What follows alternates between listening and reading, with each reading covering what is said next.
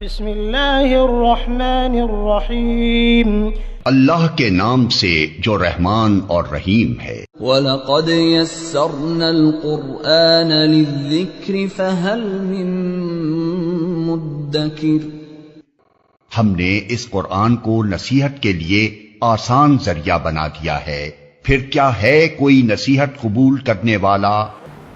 یوں اگر معنی کیا جائے کہ یسجدو سجدہ کرتے ہیں اللہ کے لیے اپنی اپنی حالت کے مناسب، وہ ساری چیزیں جو آسمانوں میں ہیں اور انسان بھی اور کافر بھی، ہر ایک اپنی حالت کے مناسب، ان کی حالت کے مناسب سجدے کا جو مفہوم ہے اس کے مطابق وہ سجدہ کرتے ہیں، تو اس طرح یہ ایک یسجدو کا لفظ سب کے لیے کافی ہے اور مفہوم بالکل واضح ہوگا۔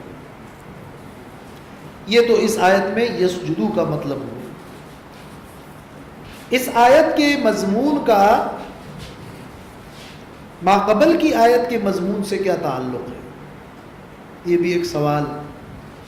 پہلے فرمایا کہ ایمان والے ہوں یا یہودی ہو یا بے دین ہو یا نصارہ ہو یا مشرکین ہو، سب کے درمیان قیامت کے دن عملی فیصلہ ہوگا، اور وہ عملی فیصلہ یہ ہوگا کہ جنتی جنت میں اور جہنمی جہنم میں چلے جائیں گے۔ لیکن اب بتایا جا رہا ہے کہ زمین و آسمان کی ساری مخلوق اللہ کے حکم کے تابع ہے، تو دونوں میں ربط اور تعلق یہ ہے کہ اگرچہ عملی فیصلہ تو قیامت میں ہوگا، لیکن اس دنیا میں بھی اس کائنات کے اس نظام اور اس کی یکسانیت اور اس میں اللہ کے حکم کی تابعداری اور انقیاد کو دیکھ کر تم میں سے اس وقت بھی ہر کوئی یہ فیصلہ کر سکتا ہے کہ وہ آخرت میں جو عملی فیصلہ ہوگا وہ کس کے حق میں ہوگا۔ یہ فیصلہ تم کائنات کو دیکھ کر اب بھی کر سکتے ہو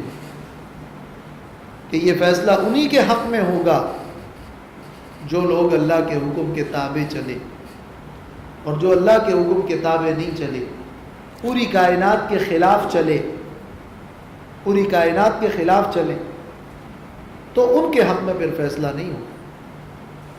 پوری کائنات گویا ایک مشینری ہے، اور مشینری میں ہر پرزہ اللہ کے حکم کے تابع ہے، کسی کو اختیار نہیں ہے کہ اللہ کے حکم کی مخالفت کرے سوائے انسان کے کہ اس کو اللہ نے ایک محدود اختیار دے دیا۔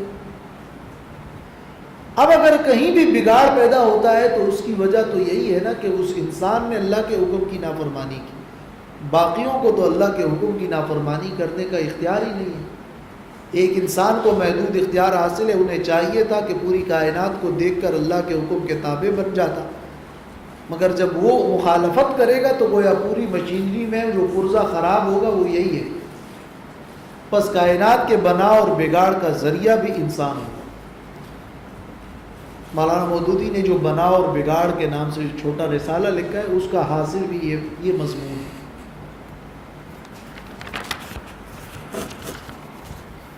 پھر من فی السماوات و من فی الارض میں تو زمین و آسمان کی ساری چیزیں داخل اور شامل تھی، مگر سورج، چاند، ستاروں، پہاڑ، درخت اور چوپایوں کا خاص طور پر ذکر کیا، جس کو کہتے ہیں عطف الخاص علی العام، کہ اس خاص کو عام پر عطف کیا۔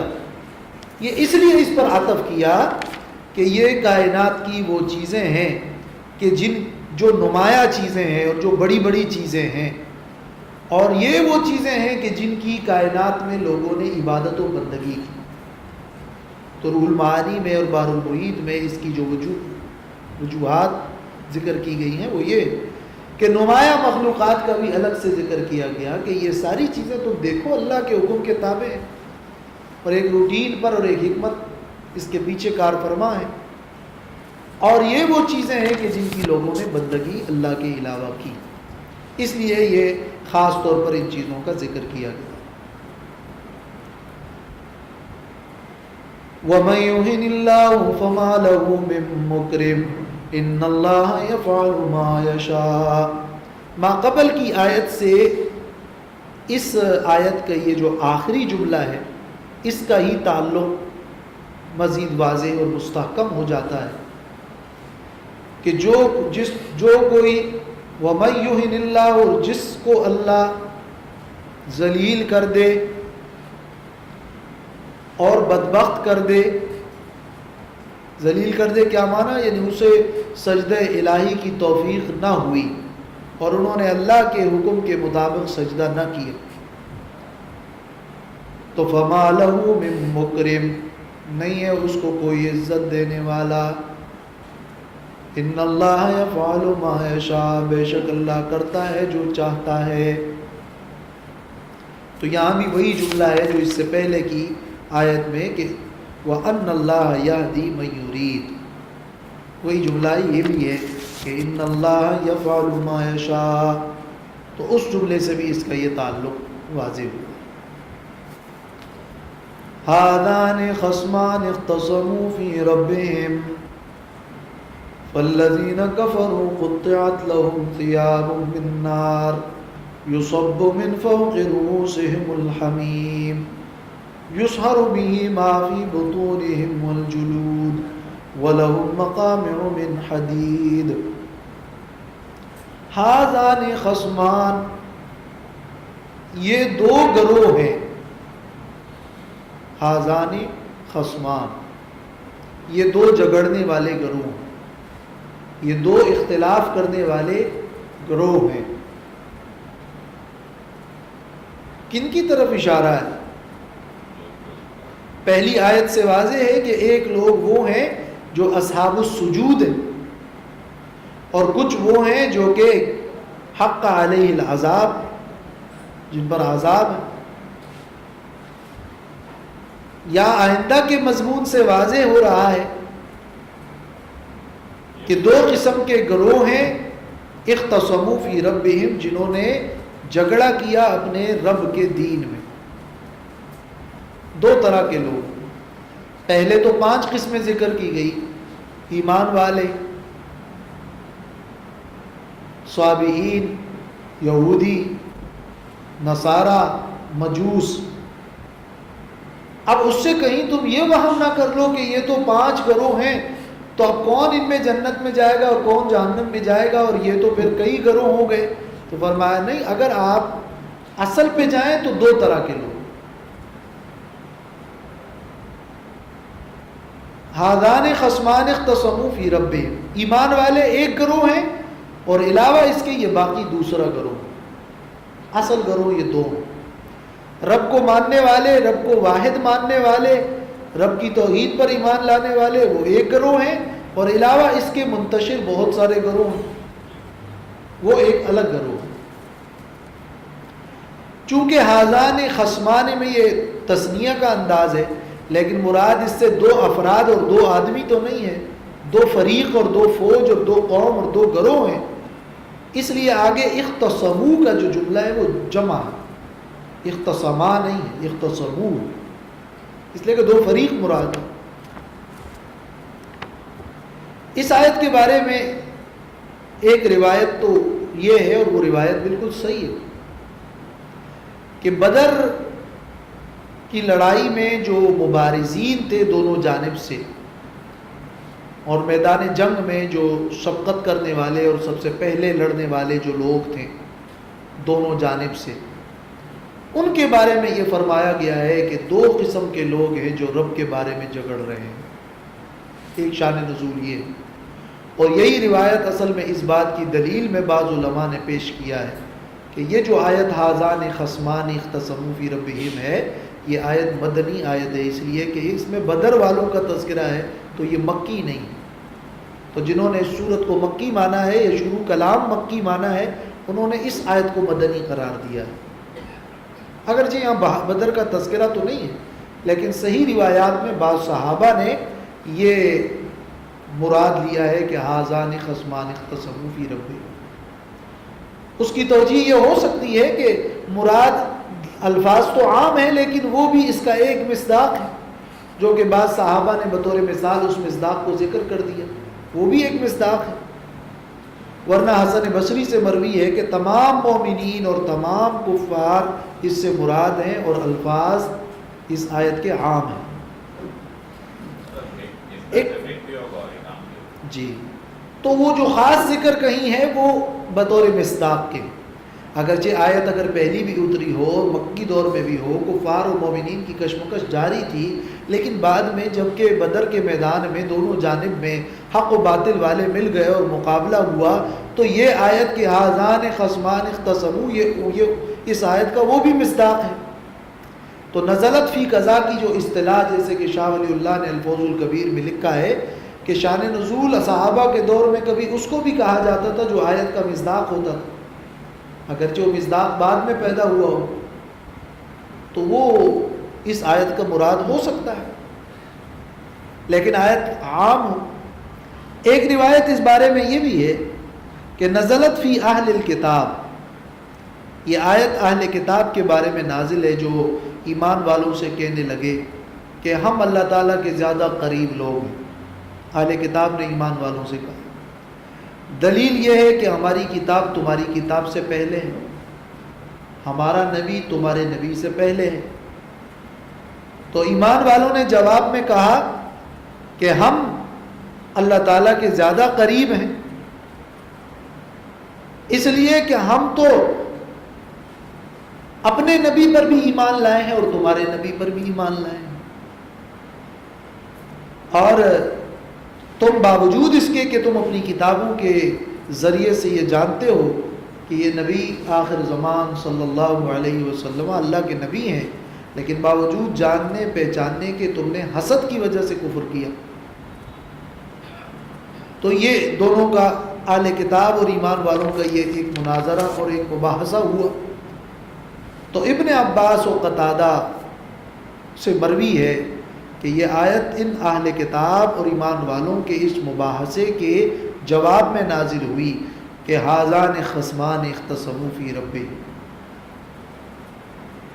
بہرحال ان مضامین میں کوئی ٹکراؤ نہیں ہے، ان شان نزول میں کوئی ٹکراؤ اور تضاد نہیں ہے۔ دو قسم کے گروہ ہیں، جو حق و باطل کی کشمکش ہے جو کہ جاری ہے۔ لڑائی کس بات میں ہے؟ فی ربہم، رب کے وجود میں تو کوئی لڑائی نہیں تھی، فی ربہم یعنی فی دین ربہم، اپنے رب کے دین کے بارے میں وہ لڑ رہے تھے۔ فالذین کفروا، پس وہ لوگ جنہوں نے کفر کیا، رب کے دین کو نہ مانا، قطعت لہم ثیاب من نار، کاٹے جائیں گے ان کے لیے کپڑے آگ کے۔ قطعت، ان کے لیے آگ کے کپڑے ہوں گے۔ اس کے دو مطلب، ایک مطلب تو یہ ہے جو کہ سورۃ ابراہیم میں جس طرح ہے کہ سرابیلہم من قطران، آگ سے اور پگھلے ہوئے تانبے سے ان کے لیے لباس ہوگا جہنم میں، جس سے ان کے جسم جلیں گے۔ حقیقی معنوں میں ایک لباس ہوگا، من نارن یعنی من النحاس، پگھلے ہوئے تانبے کا لباس ہوگا۔ دوسرا معنی یہ کہ یہ ایک استعارہ ہے، روح المعانی میں ہے استعارۃ تمثیلیۃ تحکمیۃ ولیس ہناک تقطیع ولا ثیاب حقیقیہ۔ حقیقی معنوں میں تو نہ کپڑے ہیں نہ کپڑوں کا کاٹنا ہے، بلکہ مراد یہ ہے کہ ان کے لیے کپڑے آگ سے کاٹے جائیں گے، یعنی جس طرح جسم کے اوپر کپڑے حاوی ہیں اسی طرح آگ ان پر حاوی ہوگی۔ تو بطور مثال کے یہ بیان ہو رہا ہے، جس طرح کہ سورۃ اعراف کی آیت نمبر 41 میں ہے کہ لہم من جہنم مہاد ومن فوقہم غواش، ان کے لیے جہنم ہی سے بستر ہوگا اور جہنم ہی سے ان کے لیے اوڑھنی ہوگی، یعنی آگ ان پر حاوی ہوگی۔ یہ تو ان کا پہلا حال ہے۔ یصب من فوق رؤوسہم الحمیم، انڈیل دیا جائے گا ان کے سروں کے اوپر گرم پانی۔ یہ دوسرا سخت عذاب کہ جہنم کا گرم پانی ان کے سروں پر ڈالا جائے گا۔ یصہر بہ ما فی بطونہم والجلود، گل جائیں گے اس کے ذریعے سے وہ کچھ جو ان کے پیٹوں میں ہوں گے، والجلود اور ان کی کھالیں۔ یصہر بہ یعنی گل جائیں گے، پیٹ میں جو آنتڑیاں ہیں، جو پیٹ میں گوشت ہے، پیٹ میں جو چربی ہے، وہ سب کچھ گل جائے گا، اور اس کا اثر یہ ہوگا کہ پھر وہ ظاہری طور پر جو جسم اور چمڑا ہوگا وہ بھی جل جائے گا. تو یسہر بہ ما فی بطونہم والجلود، اور یا والجلود کے لیے الگ سے فعل بھی ہو سکتا ہے، یعنی وہ یحرق الجلود، اور چمڑے جل جائیں گے، اس کے لیے الگ فعل بھی ہو سکتا ہے. وَلَهُمْ مَقَامِعُ مِنْ حَدِيدٍ، اور ان کے لیے گرز ہوں گے، ہتھوڑے ہوں گے، کوڑے ہوں گے، من حدید، لوہے کے بنے ہوئے گرز ہوں گے جن سے انہیں مارا جائے گا. لہم، ان کے لیے ہوں گے کا یہ معنی کہ لتعذیبہم، ان کے لیے یعنی ان کی سزا کی خاطر. اور لہم کا یہ مطلب بھی ہو سکتا ہے کہ ان کے فائدے کے لیے اور وہ اس کے مستحق ہیں. یہ ایک طرح کا طنز ہے کہ ان کے لیے تو وہاں ہتھوڑوں اور کوڑوں کا ہی فائدہ ہوگا، وہ گرزوں کے ہی مستحق ہیں. اور لہم کا لفظ علیہم کے معنی میں بھی ہو سکتا ہے، جیسے وَلَهُمُ اللَّعْنَةُ قرآن میں ہے وَلَهُمُ اللَّعْنَةُ یعنی وَعَلَيْهِمُ اللَّعْنَةُ، تو لام کبھی اعلیٰ کے معنی میں بھی ہوتا ہے. مطلب واضح ہے کہ ان کے لیے لوہے کے گرز ہوں گے. کلما ارادو، جب کبھی بھی وہ چاہیں گے، ان یخرجوا منہا، کہ نکلے وہ اس سے، من غم، غم کی وجہ سے، گھبراہٹ کی وجہ سے، اعیدوا فیہا، تو اس میں لوٹا دیے جائیں گے. کوڑے مار مار کر زبانیہ فرشتے ان کو پھر اس میں اندر کر دیں گے. نکلے نہیں ہوں گے، لیکن جب نکلنا چاہیں گے اور نکلنے کے قریب آئیں گے تو ماریں گے تو پھر اندر جائیں گے. اس لیے اعیدوا الیہا نہیں کہا، اعیدوا فیہا کہا. لوٹائے جائیں گے اسی میں، یعنی وہ اس میں پڑے ہوں گے کہ انہیں پھر اندر سے مار کر اندر کر دیا جائے گا. یہ نہیں کہ وہ نکل چکے ہوں گے تو اعیدوا الیہا، کہ اس کی طرف پھر انہیں لوٹایا جائے، بلکہ اعیدوا فیہا. یہ فیہا اور الیہا کی تعبیر میں یہ فرق ہے. اور یہ جو یخرجو منہا ہے، اس منہا سے بعض کہتے ہیں مراد کیا ہے، جب وہ نکلنا چاہیں گے منہا، اس سے، کس سے، من غم، من غم سے. یہ من غم، من یہ بدل اشتمال ہے اس منہا میں ہا ضمیر سے.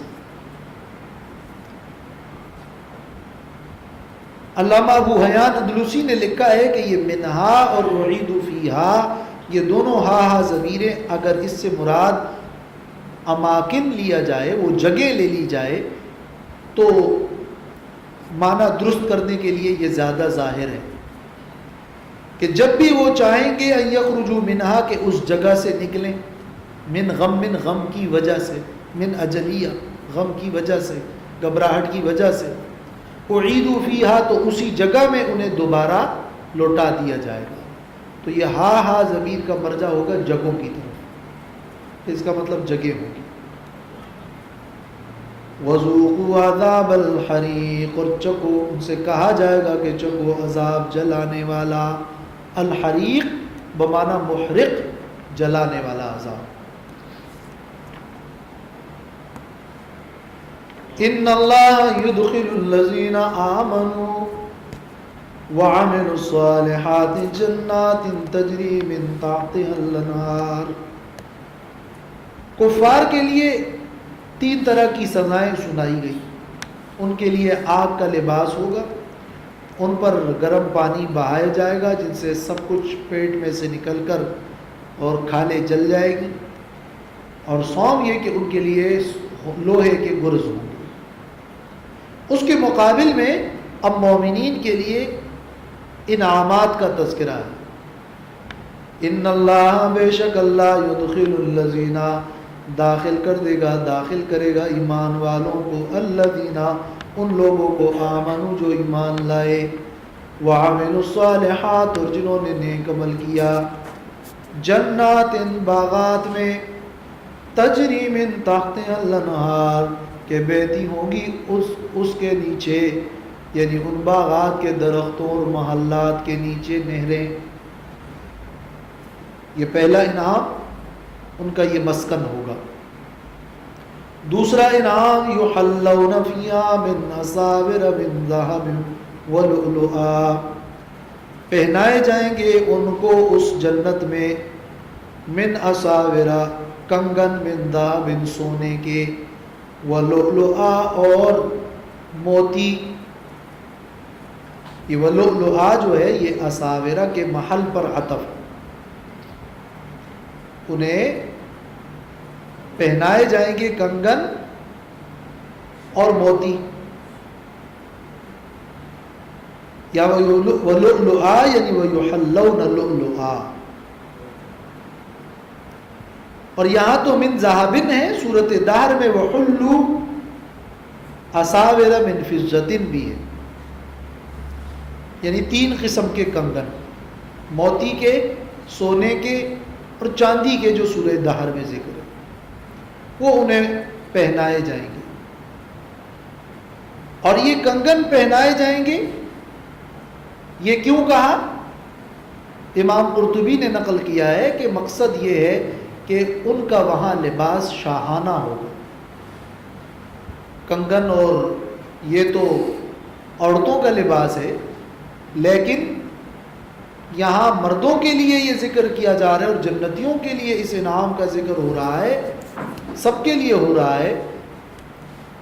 یہ اس معنی میں کہ ان کا لباس اور ان کا جو طرز ہوگا وہ پورا شاہانہ ہوگا، جیسے کہ عرب میں شاہی لباس اور شاہی انداز رہن سہن کا یہی تھا۔ ہاں، جیسے سراقہ بن مالک کو کہا گیا تھا کنگن کا۔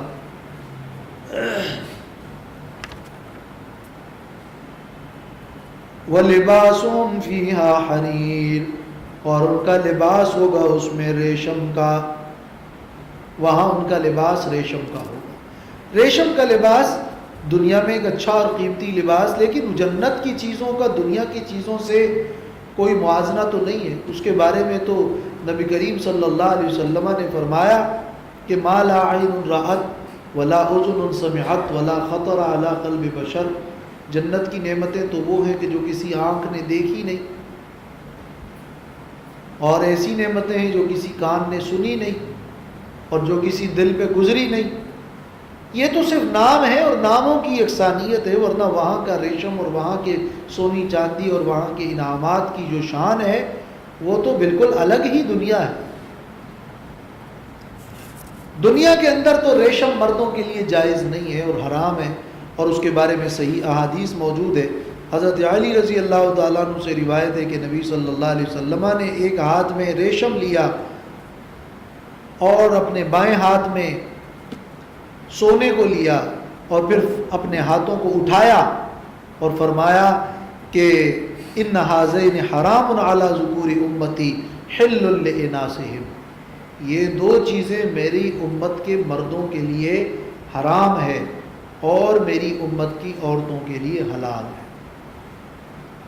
تو سونے کا استعمال مردوں کے لیے، ریشم کا استعمال مردوں کے لیے شریعت میں جائز نہیں ہے، اور اس پر تمامی فقہا کا اتفاق ہے۔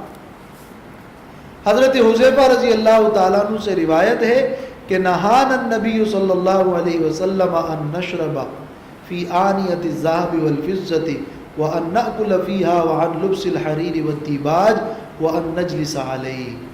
بخاری شریف کی حدیث ہے کہ حضرت حذیفہ رضی اللہ تعالیٰ عنہ فرماتے ہیں کہ ہمیں نبی صلی اللہ علیہ وسلم نے اس بات سے روکا کہ ہم سونے اور چاندی کے برتنوں میں پیے یا کھائیں، اور ہمیں ریشم سے اور دیباج سے، جو ریشم کی خاص قسم ہے، اس سے منع کیا، اور اس سے بھی کہ ہم اس پر بیٹھیں۔ گویا کہ بستر، تکیہ، فرش، یہ بھی راجح و تحقیقی قول کے مطابق مکروہ ہے اور یہ بھی جائز نہیں۔ اور ایک روایت میں یہ بھی ہے کہ نبی صلی اللہ علیہ وسلم نے سونے کی انگوٹھی سے روکا. تو مردوں کے لیے سونے کا استعمال منع ہے، اور سونے چاندی کا جو برتن ہیں وہ تو سب کے لیے منع ہے، اس میں تو عموم ہے. شریعت نے اصل میں سونے چاندی کو زر مبادلہ کے طور پر رکھا ہے، اور یہ زمانے قدیم سے آرائش کے لیے بھی استعمال ہوتا ہے، لیکن اس کا جو مصرفانہ اور متکبرانہ استعمال ہے وہ شریعت نے پسند نہیں کیا. بلکہ عورتوں کے لیے بھی حد سے زیادہ سونا رکھنا کوئی زیادہ پسندیدہ چیز نہیں ہے، شریعت کا مزاج نہیں ہے. ہاں بطور زیور اور آرائش کے اس کا استعمال عورتوں کے لیے بہرحال جائز ہے. تحقیق یہی ہے. امام قرطبی نے یہاں اس آیت کے ذیل میں ایک حدیث پیش کی ہے کہ نبی صلی اللہ علیہ وسلم نے فرمایا من لبس الحریر فی الدنیا لم یلبسہ فی الآخرہ، جو دنیا میں ریشم پہنے گا آخرت میں اس کو وہ ریشم نہیں پہنے گا. ومن شرب الخمر فی الدنیا لم یشربہ فی الآخرہ، جو دنیا میں شراب پیے گا آخرت میں نہیں پیے گا. ومن شرب فی آنیۃ الذهب والفضہ لم یشرب فیہا فی الآخرہ، جو سونے چاندی کے برتن میں پیے گا وہ آخرت میں ان برتنوں میں نہیں پیے گا. اور پھر اس کے بعد رسول اللہ صلی اللہ علیہ وسلم نے فرمایا کہ لباس اہل الجنہ و شراب اہل الجنہ و آنیۃ اہل الجنہ، یہ تو اہل جنت کا لباس ہے، یہ تو اہل جنت کا پینا ہے، یہ تو اہل جنت کے برتن ہیں. امام نسائی نے اس کو اپنی سنن کبریٰ میں نقل کیا ہے، اور اس حدیث کے رجال صحیح ہے اور اس کے شواہد بھی موجود ہیں. اور مسند ابو داؤد طیالسی میں صرف آخرہ کا لفظ نہیں ہے، بلکہ یوں ہے کہ وَإِن دَخَلَ الْجَنَّةَ لَبِسَهُ أَهْلُ الْجَنَّةِ وَلَمْ يَلْبَسُهُ، اگرچہ وہ جنت میں داخل ہو جائے تو پھر بھی وہ یہ چیزیں نہیں پہنے گا، نہیں ان کو ملے گی، اگرچہ جنتی اور جنتی اس کو پہنیں گے. تو امام قرطبی نے پھر اس کی توجیہ کی ہے کہ وہ پھر اگر کوئی سوال کرے کہ جنت میں جو چاہو گے وہ ملے گا تو اس پر پابندی کس طرح کی ہے، تو جواب یہ کہ اللہ تعالیٰ ان جنتیوں کے دل سے یہ اشتہا اور یہ خواہش ہی ختم کر دے گا، تو اشکال نہیں رہے. بہرحال ایک شدید وعید ہے، لیکن جنت میں جو لباس ہے وہ لباسہم فیہا حریر. وَهُدُوا إِلَى الطَّيِّبِ مِنَ الْقَوْلِ، اور ہدایت ہو گئی تھی انہیں إِلَى الطَّيِّبِ مِنَ الْقَوْلِ، پاک قول کی طرف. وَهُدُوا إِلَى صِرَاطِ الْحَمِيدِ، اور ہدایت ہو گئی تھی انہیں اس راستے کی طرف، اس ذات کے راستے کی طرف جو لائق ستائش ہے. اس جملے کا تعلق یا تو دنیا سے ہے، یہ جنتی وہ لوگ ہیں جنہیں دنیا کے اندر پاک قول کی ہدایت ہو گئی تھی، لا الہ الا اللہ کی ہدایت ہو گئی تھی، قرآن کی ہدایت ہو گئی تھی، امر بالمعروف اور نہی عن المنکر کی ہدایت ہو گئی تھی. مختلف صحابہ تابعین سے یہ مصداقات اس الطیب من القول کے مروی ہیں.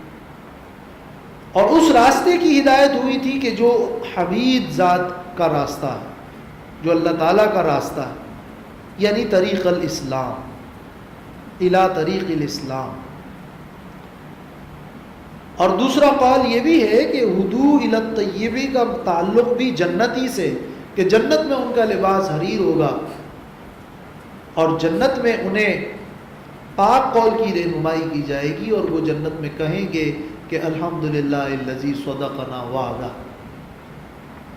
وہ الحمدللہ کہیں گے. اور انہیں جنت کے اس راستے کی رہنمائی کی جائے گی جو کہ حمید ذات کا راستہ ہے، اور جو ایسا راستہ ہے جو کہ حمید اور محمود راستہ ہے. ایک قول یہ بھی ہے کہ یہ صراط الحمید اضافت بیانیہ ہے، یعنی الحمید صراط کی صفت ہے، اور اس کا مطلب یہ ہے کہ صراط من الحمید، اس راستے کی جو کہ محمود ہے اور جس کی تعریف کی گئی ہے. آگے پھر نیا مضمون. واخر دعوانا الحمدللہ.